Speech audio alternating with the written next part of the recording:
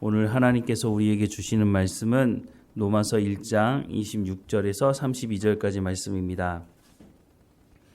로마서 1장 26절에서 32절까지 말씀 우리 함께 읽겠습니다.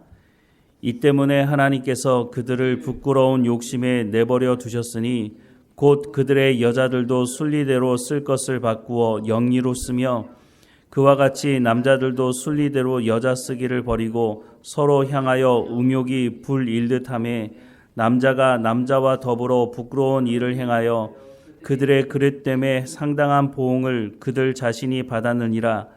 또한 그들이 마음에 하나님 두기를 싫어하며 하나님께서 그들을 그 상실한 마음대로 내버려 두사 합당하지 못한 일을 하게 하셨으니 곧 모든 불의, 추악, 탐욕, 악의가 가득한 자요 시기, 살인, 분쟁, 사기, 악독이 가득한 자요 수군수군하는 자요 비방하는 자요 하나님께서 미워하시는 자요 능욕하는 자요 교만한 자요 자랑하는 자요 악을 도모하는 자요 부모를 거역하는 자요 우매한 자요 배악하는 자요 무정한 자요 무자비한 자라.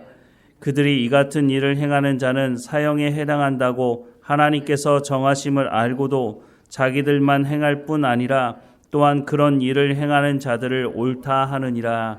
아멘. 오늘 본문 말씀에 보면 내버려 두셨다라고 하는 말씀이 나옵니다.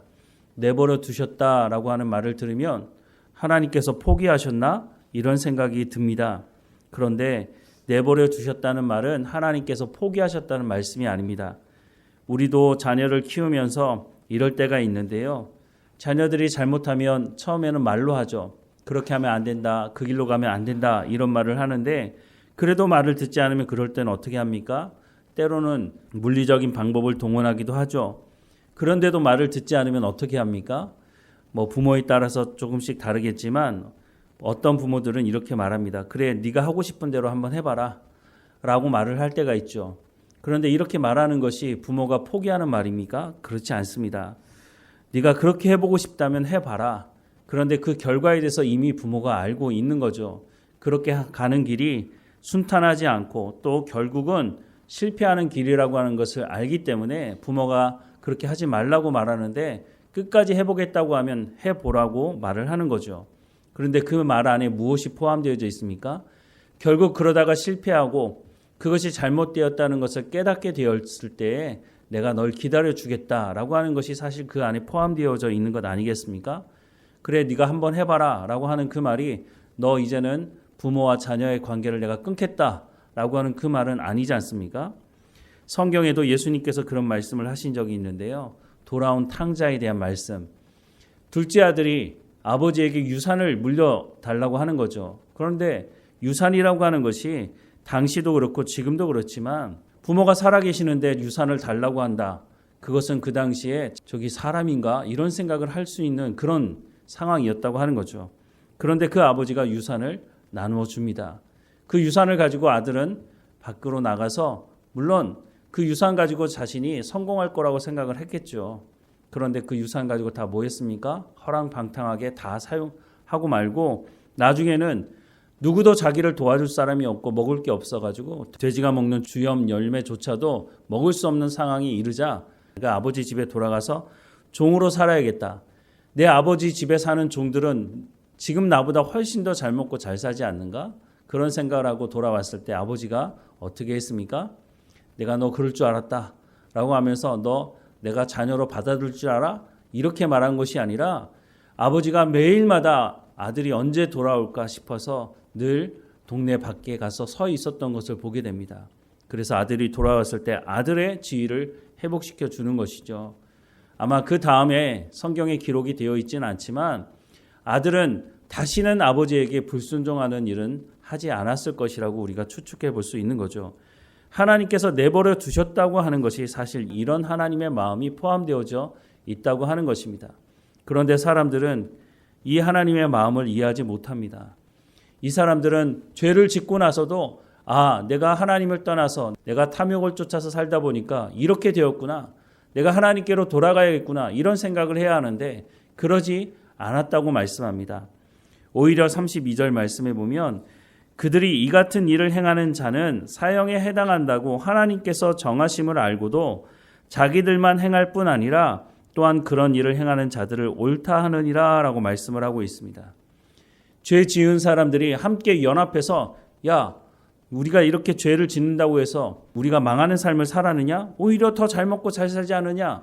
우리가 다른 사람 사기치고 우리가 죄를 짓고 더 많은 것을 누리고 있지 않느냐? 우리가 이렇게 죄 짓는 거 괜찮아. 하나님 우리 심판하신다고? 그렇지 않아. 라고 말하면서 그 죄를 짓는 사람들을 더 동요한다고 하는 것입니다. 오늘 보면 26절 이하의 말씀에 보면 가장 먼저 말씀하는 죄가 있는데요.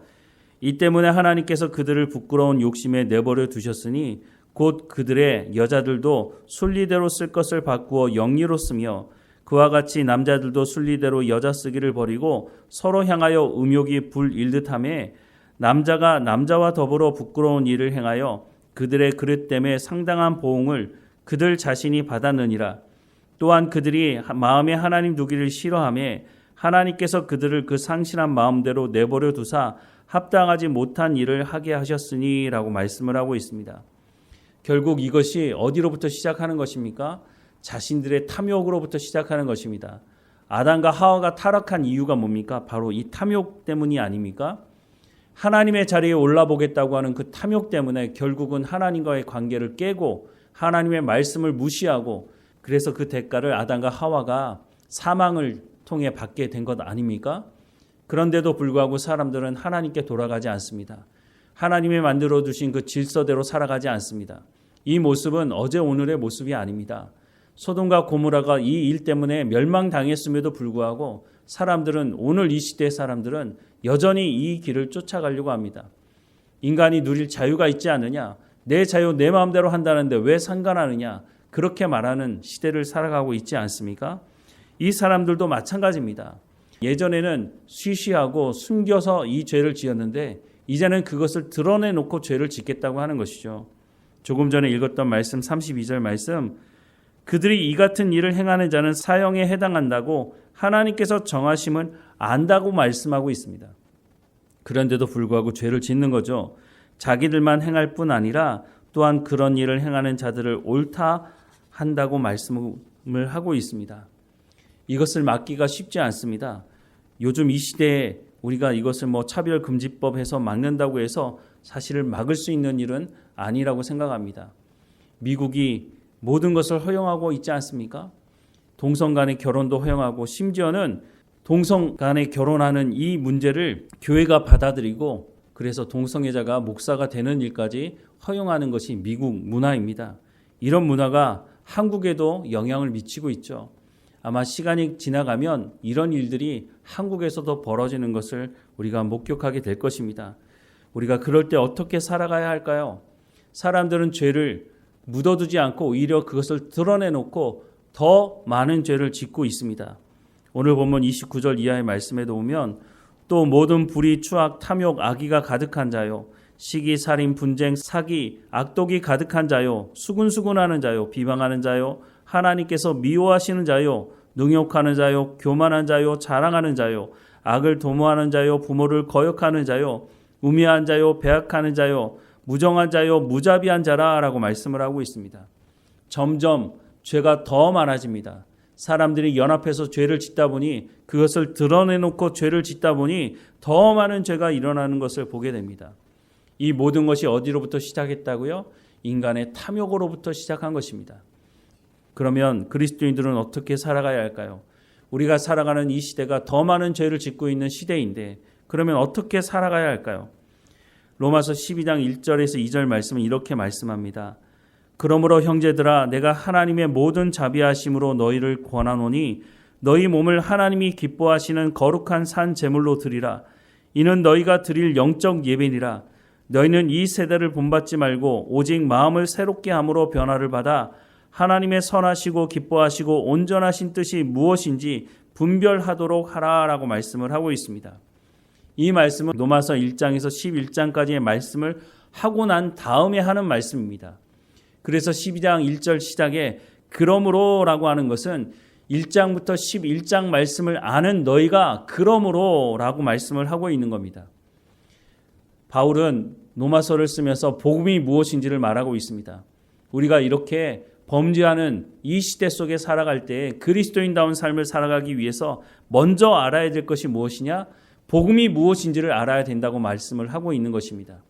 그 복음이 바로 하나님께서 우리를 구원하신 그 구원이 무엇인지를 말해주는 것이고, 우리가 받은 구원이 하나님께서 그냥 대충 해서 주시는 구원이 아니라 예수 그리스도를 이 땅에 보내심으로 우리를 죄 가운데서 구원하시고 하나님의 자녀 삼으셨고, 또한 그 어떤 것도 하나님의 사랑에서 우리를 끊을 수 없다고 하는 그 말씀을 1장에서 11장을 통해서 말씀해 주고 있는 것입니다. 우리가 이것을 제대로 할 때에 성령을 통해서 우리가 이 땅에서 그리스도인다운 삶을, 이 죄악이 넘쳐나는 이 세상 속에서 하나님의 백성으로서 그리스도인다운 삶을 살아갈 수 있는 길이 있다고 하는 것을 말씀해 주고 있다고 하는 것입니다. 그래서 다시 한번 보면, 그러므로 형제들아 내가 하나님의 모든 자비하심으로 너희를 권하노니, 이 말씀이 바로 로마서 1장에서 11장까지 하신 말씀이라고 하는 것이죠. 너희 몸을 하나님이 기뻐하시는 거룩한 산 제물로 드리라. 이는 너희가 드릴 영적 예배라고 말합니다. 이것이 무슨 말입니까? 우리가 로마서 1장에서 11장 말씀을 알고 제대로 그 말씀대로 살아가게 되는 것을 말하고 있습니다. 그러면 우리가 영적인 예배를 하나님께 드릴 수 있게 된다고 말씀하고 있는 것이죠. 이렇게 하나님의 말씀을 듣고 복음적인 삶을 살아가는 사람들이 어떠하느냐? 그런 사람들이 이 세대를 본받지 않고 오직 마음을 새롭게 함으로 변화를 받아 하나님의 선하시고 기뻐하시고 온전하신 뜻이 무엇인지 분별하며 살아갈 수가 있다고 하는 것입니다. 우리가 로마서 말씀뿐만 아니라 성경 전체를 잘 알아야 되지만, 무엇보다 로마서 말씀을 통해서 말씀해 주시는 복음이 무엇인지, 이 말씀을 제대로 알 때에 우리가 이 세상 살아가면서 유혹받지 않고, 우리가 탐욕을 쫓아 살아가지 않고, 죄가 넘쳐나는 이 세상 속에서 우리가 죄 가운데 빠져 살아가지 않을 수 있다고 말씀해 주고 있는 것입니다. 오늘 본문의 말씀은 2000년 전에 그 상황을 말해주는 것만 말씀하는 것이 아닙니다. 오늘 이 시대, 우리가 살아가는 이 시대도 똑같습니다. 아니, 이전보다 더 많은 죄를 짓고 있는 세상인 것을 보게 됩니다. 우리가 이 세상 속에서 이 시대를 분별하지 못하면 우리도 똑같이 범죄하며 살아갈 수 있다고 하는 것을 기억해야 할 것입니다. 그래서 우리가 하나님의 말씀을 읽어야 하고, 우리가 하나님의 말씀을 제대로 들어야 한다는 것입니다. 그리고 더 나아가서 하나님의 말씀을 우리가 깨달아 알았다면 그 말씀대로 순종하는 우리의 삶의 현장에 성령의 열매가 있어야 한다는 것입니다. 그것도 성령께서 맺게 하시니까 성령의 열매라고 말씀할 수 있는 겁니다. 그러니 우리가 하나님의 말씀에 더 귀를 기울이고, 하나님 내 가운데 말씀해 주십시오. 내가 그 말씀대로 순종하며 살아가겠습니다 라고 기도하며 성령께서 주시는 하나님의 말씀을 깨닫게 하시는 성령의 역사를 통해서 우리가 성령의 열매를 맺어가는 우리의 삶이 되기를 주님의 이름으로 축원합니다. 기도하겠습니다. 사랑하는 하나님, 우리가 살아가는 이 세상이 오늘 본문이 말씀해 주는 그런 세상 아닙니까? 여전히 탐욕을 쫓아서 살아갈 뿐만 아니라 자신들이 죄를 짓는 그것이 부끄러운 것인지를 알지 못하고 오히려 자기들끼리 모여서 우리가 죄를 지어도 우리가 이렇게 잘 먹고 잘 살지 않느냐, 그러니 죄를 지어도 된다고 말하는 세상 아닙니까? 하나님, 이 세상 속에서 그리스도인으로 하나님의 백성으로 살아가는 것이 만만치 않습니다. 우리도 유혹 가운데 있습니다. 하나님, 우리가 깨어 있도록 하나님의 말씀을 깨달아 알 수 있도록 오늘도 성령의 충만함을 허락해 주시고, 우리가 그 성령의 충만함을 통해서 성령의 열매를 맺어가게 하시며 하나님 기뻐하시는 영적인 예배를 드리며 하나님 말씀에 순종함으로 하나님께 영광이 되는 삶이 될 수 있도록 우리의 삶을 주관하시고 인도해 주옵소서. 하나님, 이 시대를 분별할 수 있도록 하나님의 말씀을 우리의 마음에 새기게 하시고 그 말씀을 통해서 하나님께 영광이 되는 삶이 될 수 있도록 인도해 주옵소서. 오늘도 우리의 삶을 주관하시고 인도해 주시며 어느 곳에 있든지 하나님을 찬양하고 감사하며 하나님의 영광을 드러내는 삶이 되게 하시고 우리의 삶을 통해서 복음이 증거되는 증인의 역할 또한 감당할 수 있도록 하나님 인도해 주옵소서. 로마서 말씀을 볼 때에 이 말씀을 깨달아 알게 하시고 우리의 삶에 열매가 있도록 은혜를 허락해 주옵소서. 세상에 그 어떤 것도 하나님의 사랑에서 끊을 수 없다고 말씀하시는 약속의 말씀을 온전히 붙들고 살아가는 우리의 삶이 될 수 있도록 인도해 주옵소서. 늘 우리와 함께 하시는 하나님 감사하고 예수 그리스도 이름으로 기도드립니다. 아멘.